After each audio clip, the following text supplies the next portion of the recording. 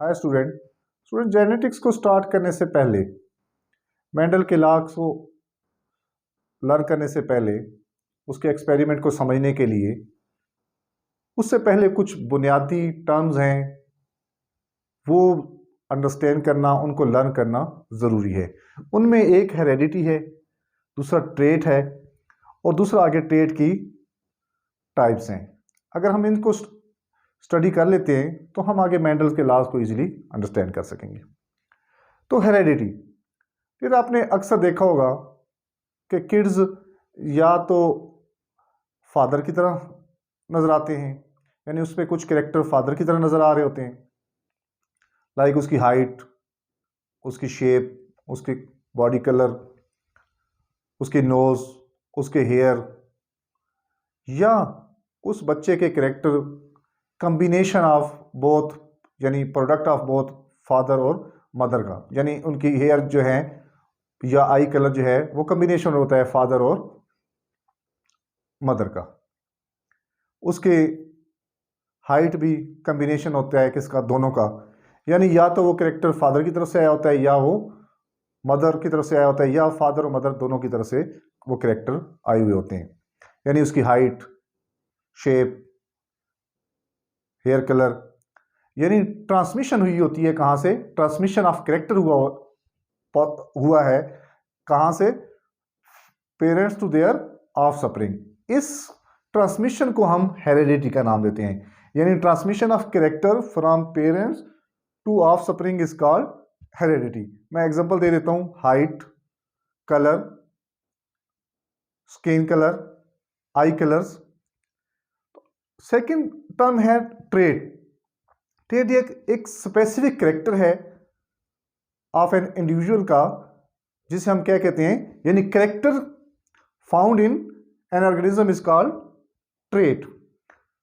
मुख्तलिफ किस्म के ट्रेट एग्जिस्ट करते हैं एक ऑर्गेनिज्म में, लाइक उसकी हाइट है, उसका कलर है, उसके हेयर की कर्ली हैं, स्ट्रेट हैं।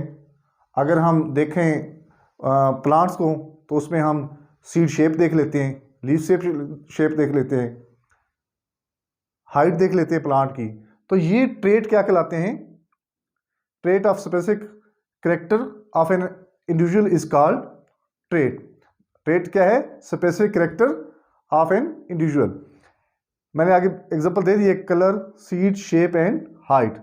ये दो किस्म के ट्रेट्स पाए जाते हैं, एक इनहेरिटेड ट्रेट्स और दूसरे एक्वायर्ड ट्रेट। वो ट्रेट जो पेरेंट्स से ऑफस्प्रिंग में शिफ्ट हों through DNA is called trait inherited traits. वो कौन से ट्रेट हैं, trait receive offspring from parents. और डेफिनेटली ये ट्रेट्स कैसे शिफ्ट होते हैं, मीडियम क्या है, सोर्स क्या है, can be pass to next generation, ये पास भी हो सकते हैं, यानी ऑफस्प्रिंग से, पेरेंट से ऑफस्प्रिंग की तरफ शिफ्ट हुए तो ये this character can pass to next generation. और इनके सोर्स कौन हो गया, कैरियर या सोर्स ऑफ ट्रांसफॉर्मेशन कौन है, डीएनए। इसी तरह एक्वायर्ड ट्रेट्स हैं। डियर लेट सपोज मैं चाइनीज लैंग्वेज लर्न कर लेता हूं, मैं फारसी बोलता हूं, मैं कोई अदर कंट्रीज की लैंग्वेज लर्न कर लेता हूं, क्या वो कैरेक्टर मेरे ऑफस्प्रिंग को भी शिफ्ट होंगे, नो। तो ऐसे ट्रेट, ऐसे character obtain from life time या डेली एक्सपीरियंस या फ्रॉम एनवायरमेंट, टाइम के पास होते साथ साथ, तो हम ऐसे ट्रेट को कहते हैं एक्वायर्ड ट्रेट। यानी वो कौन से ट्रेट है, trait obtain from life time during daily experience. अब मैं पढ़ा रहा हूं, मेरा एक्सपीरियंस है, लेकिन ये लाजमी नहीं है कि यही जिस तरह मेरा स्टाइल है यही मेरा स्टाइल पढ़ाने का, सेम यही मेरी लैंग्वेज, सेम मेरे यही वर्ड्स बच्चों को शिफ्ट हो जाएं। तो मेरे बच्चे को हाइट तो शिफ्ट हो सकती है, मेरा स्किन कलर तो शिफ्ट हो सकता है, हेयर कलर तो शिफ्ट हो सकता है, लेकिन ये जो मेरा पढ़ाने का एक्सपीरियंस है या ये जो मेरी लैंग्वेज है, ये शिफ्ट उनको नहीं होगी। तो the trait obtained from daily experience are called acquired trait or cannot pass to the next generation, do not require DNA,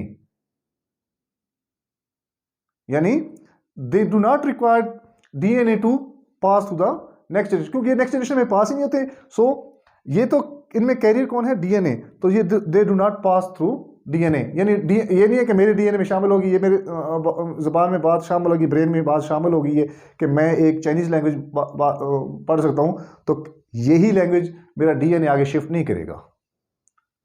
तो डियर, मैं उम्मीद करता हूँ आपको लेक्चर की समझ आ गई होगी। तो मैं इंशाल्लाह मज़ीद भी आपके साथ कुछ वीडियो शेयर करूँगा।